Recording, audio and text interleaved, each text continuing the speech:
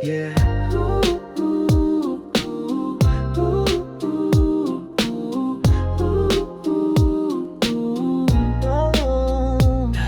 Naka-headset ako, naka-laptop pa rin habang pinapainom ng tempra si Bunso na may sinat din. May Zoom call si client pero di ko pinansin kasi tulon na yung gatas, di ko na kayang tiisin. Naglilinis ng kotse, naglalaba ng brief habang siya naglalash lift, ako'y kumakain ng beef. Pinilan ko ng bag na kulay rose gold, ako butas na ang brief ko parang puso kong cold. Ako'y love selling, good back collection, Jordans ko, Gundam ko, pati PlayStation. Kasi sabi niya wala kang ambag dito, pero monthly ako nagbabayad ng Meralco. Ako'y multitasker, Godiwa Edge King, nagpapakain ng bata tapos edit ng editing.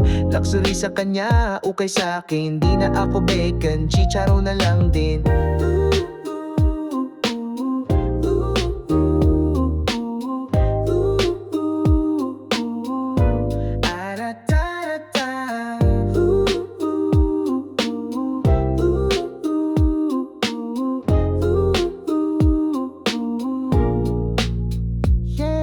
Alas 3 ng umaga, gising pa rin ako, si baby umiiyak, si Mrs. tulog todo hilik bro. Nagpadala siya ng cut, puro Korean skincare. Ako pudpud na medyas, buti pas kuya sa repair. Sabi ng tropa, let's stand up naman, pero natatakot akong matanggal sa bahay niyan. Pag nagsabi ako ng bakit may silent treatment, tapos may FB post na mental health break moment. Pambili ng Victoria's Secret, bigay ko agad. Ako, secret lang na may birthday akong malungkot at laglag. Thank you, baka mo di ko na maalala, pero pag may kailangang iakyat, ako biglang bida.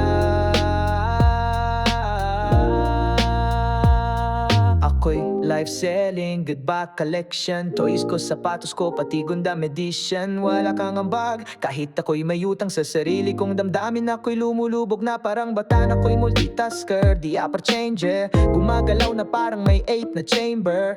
Luxury sa kanya, ako kayukay, pero sabi ko mahal kita kahit ako'y laylay.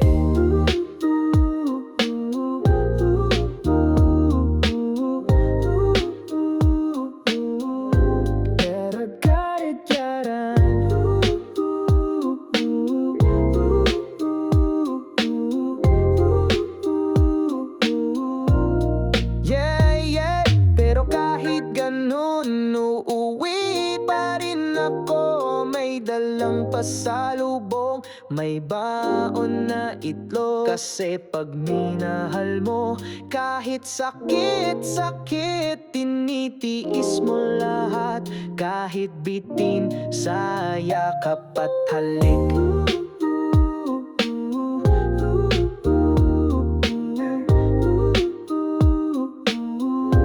Soft English spoken ad-lib. Yeah.